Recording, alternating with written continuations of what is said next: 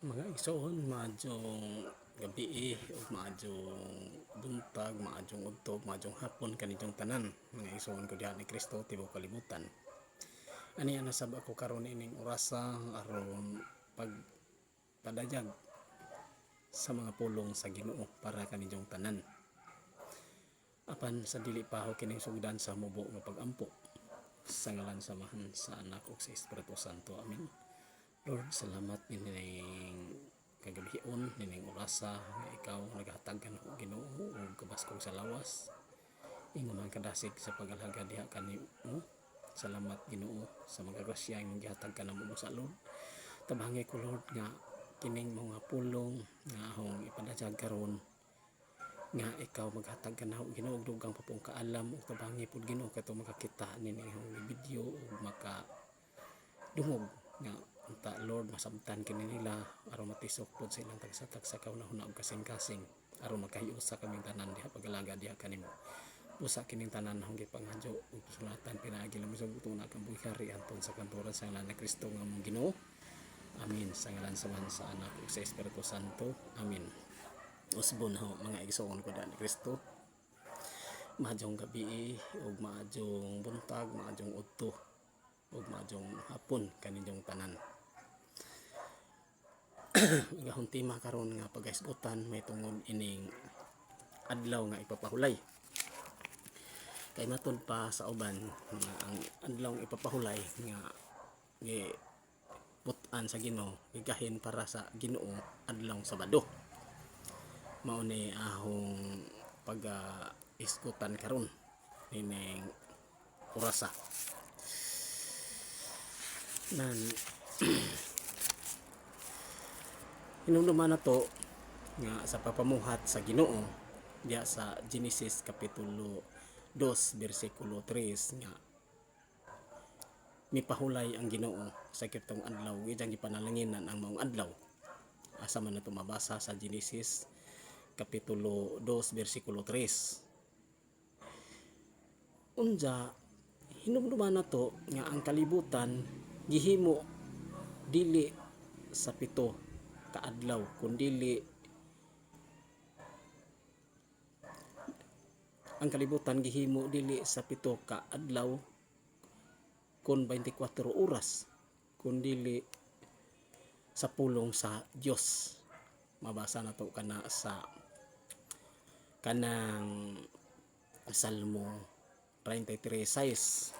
Salmo kapitulo 33 bersikulo 6 o sa sulat ni San Pablo nga sa taga Hebreo uluhan 11 tuling 3 nga inuluman na to nga niining panahon na sa pagpamuhat sa Ginoo niini inuluman na to sa pagpamuhat sa Ginoo sa tanang butang sa tanan nga nianing kalibutan na wa pa ang kalendaryo ngadtong panahon na.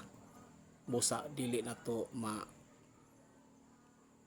tumbok kung unsa gajud kining adlaw kini din to mabasa unsay ngalan ining adlaw nga niya sa Genesis kapitulo 2 bersikulo 3 nga mipahuway ang Ginoo sa kitong adlaw. Pero hinumduman na to nga paghisgot tag adlaw sa Ginoo. Ang usa ka adlaw sa Ginoo ingon og usa ka libo ka tuig dinhi sa ato. Matod pa sa balaang kasulatan mabasa na to nga sa Salmo kapitulo 90 bersikulo 4 nga ang adlaw sa Ginoo ingon og usa ka libo ka tuig dinhi sa ato. Mabasa po na to kana sa bag-ong tugon sa unang ikaduhang sulat ni San Pedro kapitulo 3 bersikulo 8. Unja lain nga punto igpapahulay gisugo sa usa ka adlaw sa semana. Exodo kapitulo 20 bersikulo 8 ngadto sa 11 nga niya ni sa kanang ikatulong sugo sa napo kasugo ni sa Ginoo nga gisgutan dinhi nga adlaw igpapahulay ikapitong adlaw sa turde matod pa dinhi sa kuan kana ang nining panahon na nga pag hingalan inig Saturday, Sabado, diha nay kalendaryo niini nga kadtong kalendaryo sa Babylonia nga gitawag og Egyptian calendar sa nahimo kana sa kananaang 4241 BC. Mao na ni dinha nga ug ato kadto nang duman sa wala pa ning kalendaryo ha nga gitawag og Egyptian calendar nga sa gikaingon ko na nahimo kini sa 4241 BC. Wala pa gud ta makahibaw og mahitungod sa mga ngalan sa adlaw nining kuana panahon na. Unsa sunod nga punto diri nga ang ikapitong adlaw sa Saturday, balikon ho, gipili sa mga Hudyo.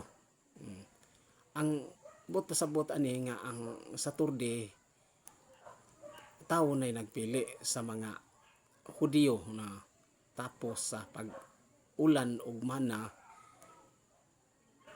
dito sa Kamingawan katong dito sila sa kuan ining panahon na dito sila sa Kamingawan naglaroy-laroy kay hinumduman nato nga kaning mga kuan Israelita na ulipon man ni sa Egipto sulod sa 430 unta gipagawas ni sila sa Ginoo nga pinanguluhan ni Moises nga pinaagi sa dakong gahom nga gihimo sa Ginoo nga ang dagat nadabok sila nawaay ang dagat pinaagi sa gahom sa Ginoo nga sungkod nga ni Moises nga diha ang gahom sa Ginoo nga nawaay ang dagat ug murag karsada ug dito sila nangagi. Unsa nahitabo nga dito ni sila sa Kamingawan nga kana na ang wa sila yung mga laing gikaon kadturang mga gitawag og mana unjang lasud-an buntog unja nining panahon na matud pa dinhi na mabasa nato sa Exodo kapitulo 16 bersikulo 23 ha balik ko na ho ang pagpilig Sabado iya ni Moises. Si Moises mao'y nagpili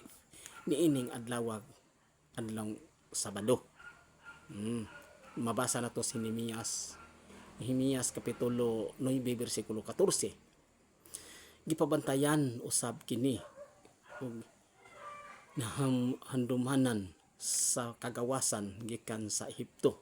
Mabasa na to kana sa basahon sa Deuteronomio kapitulo 5 bersikulo 15 ug Exodo 31:15 ug Exodo 35:1 ngadto sa 3. Nga niining arang ka istrikto ning adlaw na kuan ka ng pagtamod sa adlaw ipapahulay ngadto kay patjon ang dili magtuman ini.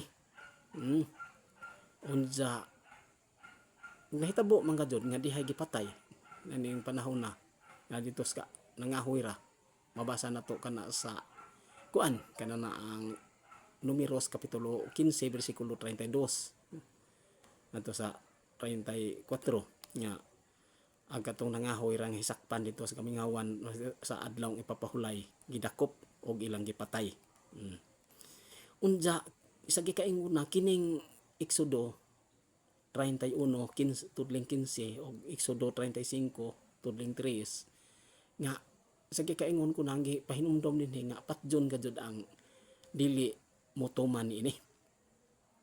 Dili magtamod sa adlaw ipahibisan nga ni sa paghaling og kalayo idili gajud na nila og magluto to sila magdungag ilang tib-on kay ang adlaw Sabado mauna ang balaan na ng adlaw alang sa mga Hudyo. Pero hinumduman nato nga ang tungod sa abuso nining panahon na sa gihimo sa mga tao sa mga Judaism sa mga ito sa Israel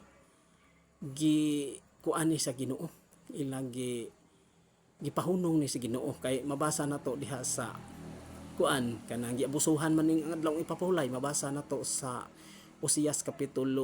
Amos kapitulo 8 bersikulo 5 nga nag-abuso ang mga tao nga nagaingon mga ni didto nga ano sa man matapos nga ning adlaw ipapahulay dili kami makapaabot sa adlaw ipapahulay mahalo na mo ang presyo sa among ilang baligya buot pasabot og uspon ang mga timbangan og uspon pud ang mga taksanan sa ato pa naay gihimong abuso ni sa kanang adlaw nga balaan gibalaan sa mga Hudiyo.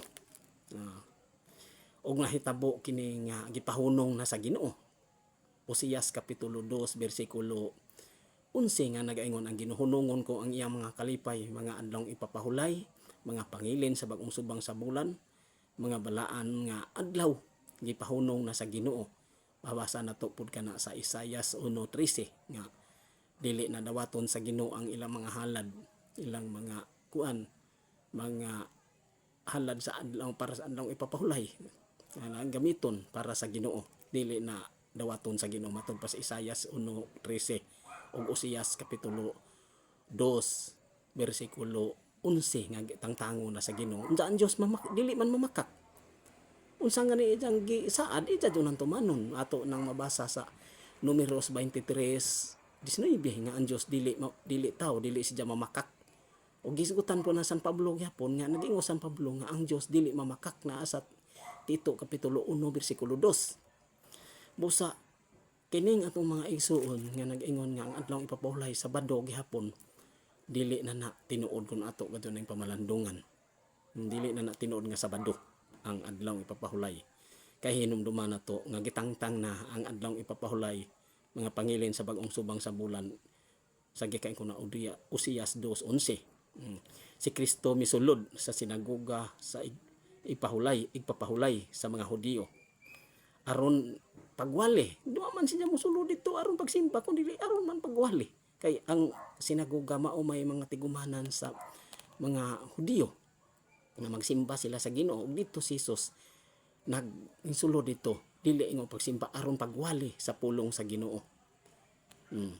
Mabasa na to kana sa Lucas kapitulo 4 bersikulo 16 ug Marcos kapitulo 6 bersikulo 1 ngadto sa 3 ug Lucas 4:28 nga si Jesus misulod ngadto sa dapit sa mga tigumanan sa gitawag og sinagoga nga tigumanan sa mga Hudiyo nga adto sila magsimba kaaron siya pagwali, dili ingon og maglihi siya sa igpapahulay sa mga Hudiyo. Unsa hinungduman nato nga ang atong Ginoo giluto siya sa mga Hudiyo sa kanana ang tungod kay nagsupak siya sa adlaw nga Sabado nga adlaw ipapahulay sa mga Judaism, sa mga tinuohan sa mga Hudiyo. Matod pa nga kanana ay giluto siya tungod kay matod pa nga gilapas ni Hesus ang Sabado, adlaw ipapahulay sa mga Hudiyo. Mabasa nato kana sa San Juan kapitulo 5 bersikulo 16 nga to 18. Nakaron ang pangutana karon ug moingon sila nga Sabado, kinsa may angay tuuhan ini nga giwagtang na kaning giingon sa Ginoo nga Oseas 2:11 nga gitangtang na unsa si mismo si Kristo wa naman tuman sa adlaw nga ipapahulay sa mga Hudiyo. Na unsa hinumduman nato nga si Jesus kadtong gisaway siya sa mga Parisiyo. Mabasa nato kana na ay San Mateo 12 nga kadtong nang ija mga tinun-an nga gisaway kay nangutlo kuhay sa mga trigo sa kaumahan. Niingon adlaw katong ipapahulay, ija gidili man to sa mga Hudiyo ang paghimo niadto. Unsa may giingon sa Ginoo nga wala ba kamo makabasa sa kasulatan nga si David misulod sa balay sa Dios ug didto mikaon siya sa pan nga ang balaod adto kanana ang mga pari lamay makakaon sa balaan nga pan nga gihalad ngadto sa Ginoo, pero si David mikaon ug mao po na diha kun ato kanang pamalandungan mga ison ko diha si Kristo. Sa hingon si Jesus nga mabasa nato sa San Mateo 12 kapitulo 3 ngadto 5 nga ang anak sa tao adunay gahom sa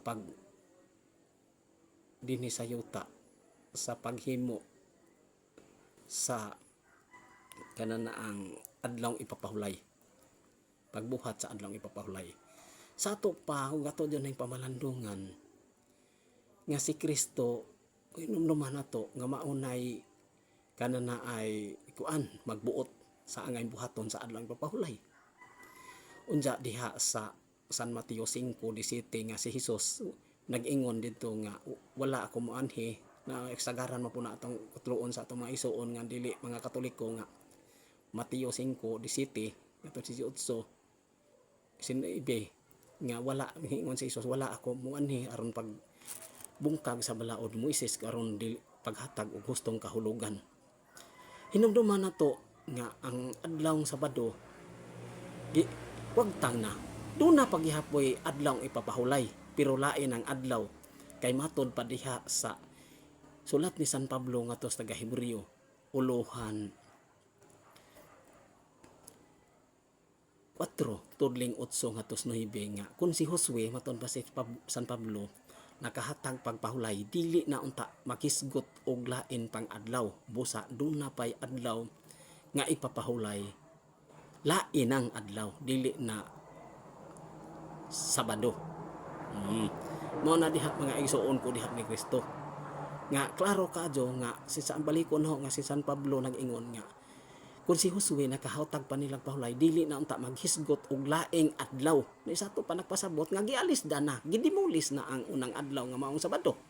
Klaro kadyo nga gidimulis na kaysa Usias 2:11 ang Ginoo gadyo nagsaad nga ijang wag tangon ang mga adlaw ipapahulay mga balaang adlaw mga bag-ong subang sa bulan mo manay mga gihimo sa mga Hudiyo nadtong panahon na nga magsaulog sila sa mga bag-ong subang sa bulan mga adlaw ipapahulay wagtang na aton pa sa Ginoo.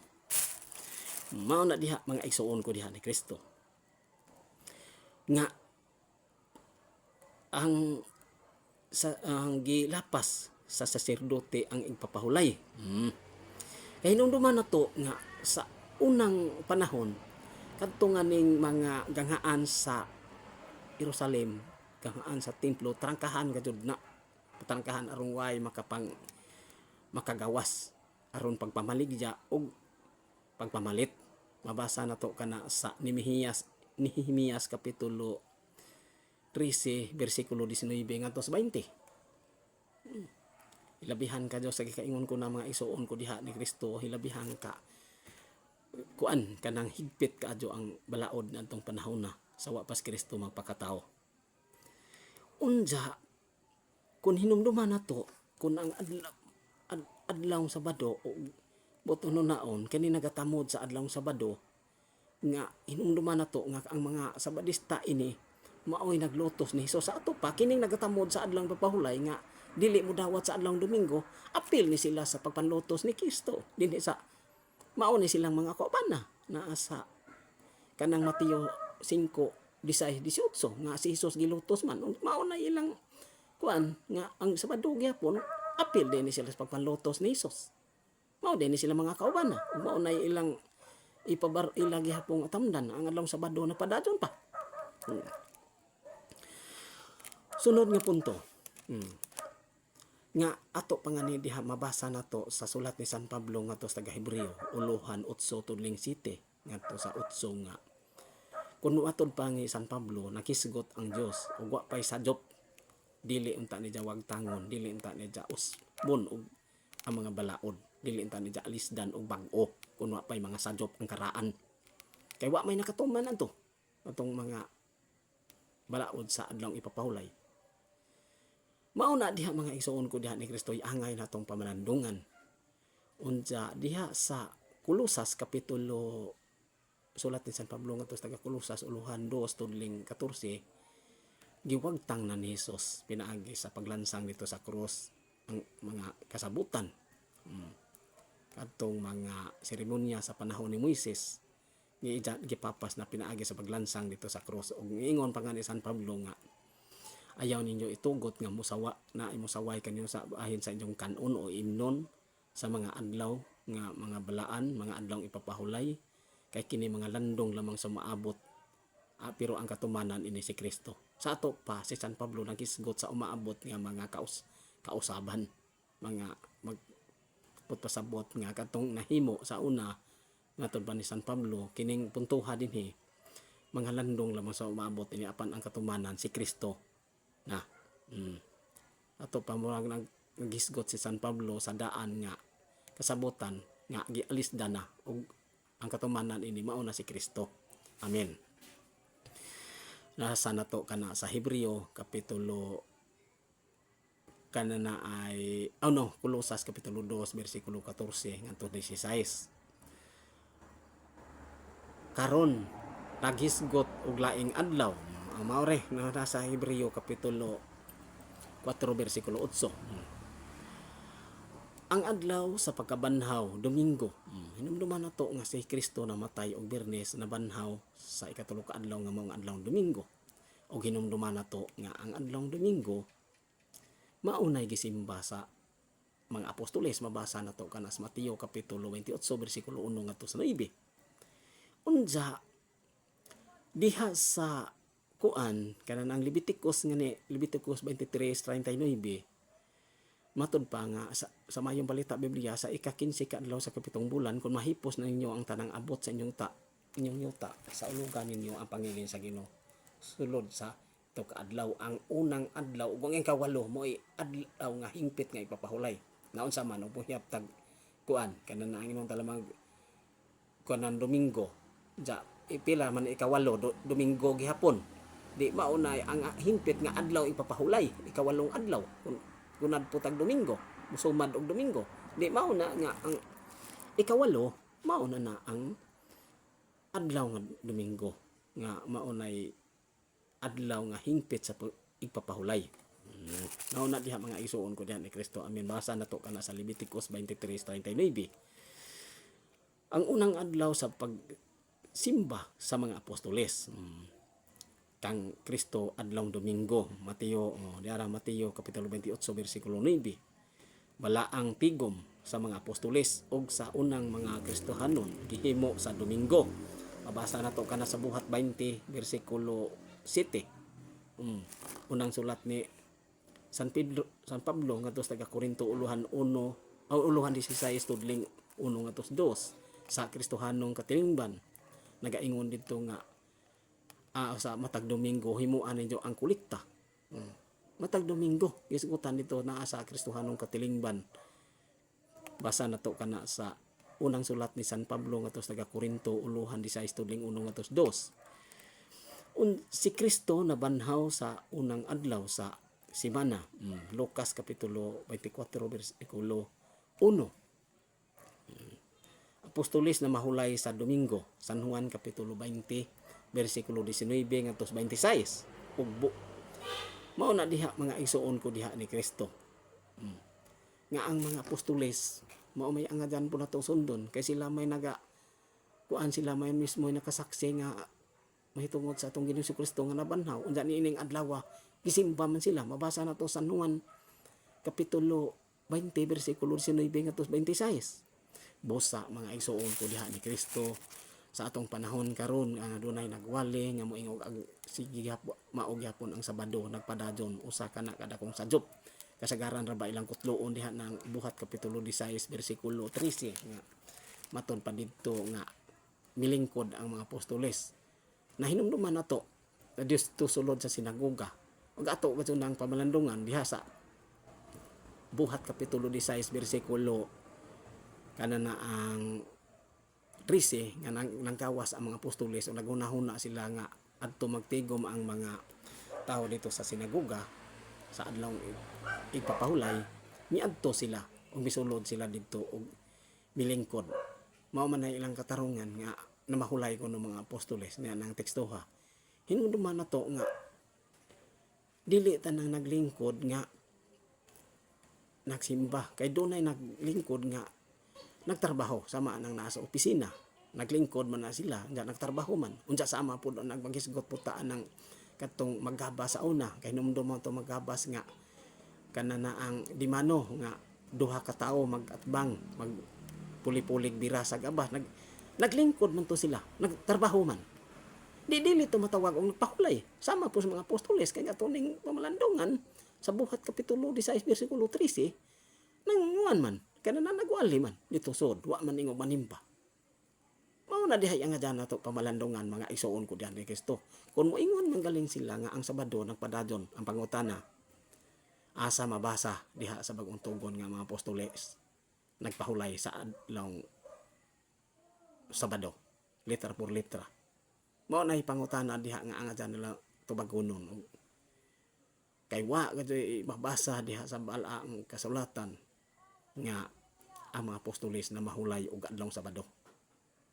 Mao na dihay ang adyan nato pamalandungan mga igsoon ko diha ni Kristo nga kita dili kita angay mo tuo na nang mga wali ng uban nga wa mahiudyon sa kabuton sa Ginoo supak sa balaang kasulatan.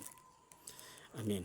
Busa mga igsoon ko diha ni Kristo naa pangani sa gipadayagon Revelation kapitulo 1 bersikulo 10 nga nagaingon dito nga sa adlaw sa Ginoo gigamhan ako sa espiritu. Unsa di giingon San Juan sa adlaw sa Ginoo gigamhan ako sa espiritu. Unsa man ang adlaw sa Ginoo? Na adlaw Domingo. Mga igsoon ko diha ni Kristo. Busa mga igsoon ko diha ni Kristo, angay kita mamalandong nga unta dili kita magpadani sa gikaingon ko na sa uban nga nagwali nga nahisukwahe diha sa kababuton sa Ginoo.